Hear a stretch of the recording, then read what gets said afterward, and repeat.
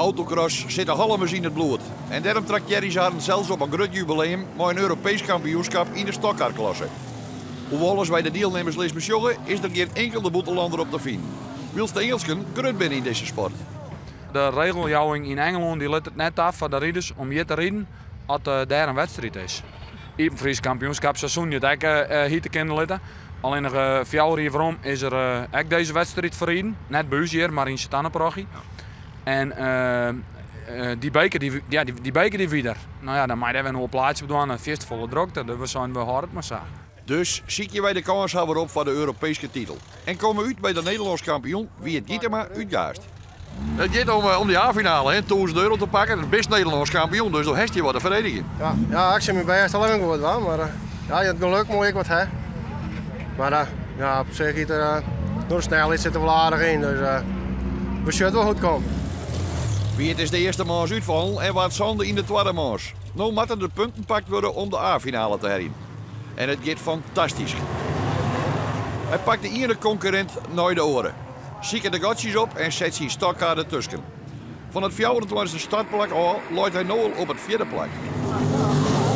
Maar dan slacht het Nederland in 81. De gong is eruit en het hele veld stoot hem voorbij. Dit moet wel mechanisch geper wezen.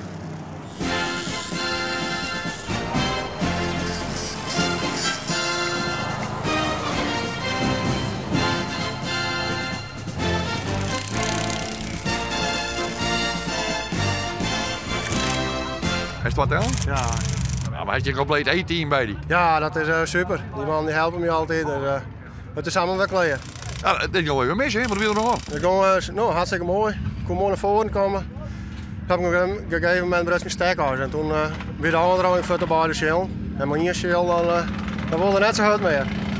Wat mij opvalt, de startstil dit achter ons al wat. Ja, dat klopt. We staan op dakleuren.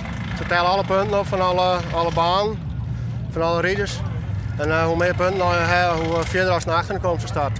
Maar mag dan wel even tanken voor het volgende steken? Dat moet ik nou, want ons houdt er weer op. Dan worden de eerste 3 plakjes worden niks. Wie het had geluk, want met de 6 punten hel in de tweede maand pleert hij hem rechtstreeks voor de A-finale. En daar hier hij net op rekening. En gelukkig, alles werkt het weer. Maar weer moet wie het efter ons starten. En dan plakt er zijn auto de wet tussen in de binnenbocht. En zo schoot hij dan weer een plakje op. En dan zocht hij de beide kaprenners in een innige omhelzing uit de binnenbocht vliegen. Kan wie het helemaal opschoven naar voren. En zo nadat hij de kop. Kan hij nog meer concurrenten pakken. Hij beziekt het, maar het gat is te groot naar voren daar. En zo eindigt wie het op het 5e plak in deze finale.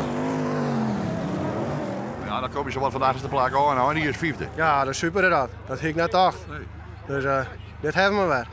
Als een envelop komt, die 175 euro's. Nou, wat krijgen we er verkeer bij? Een nieuwe stekhuis? Ja, het is wel, ik denk dat je het eerder nabouwen wordt voor dat geld, maar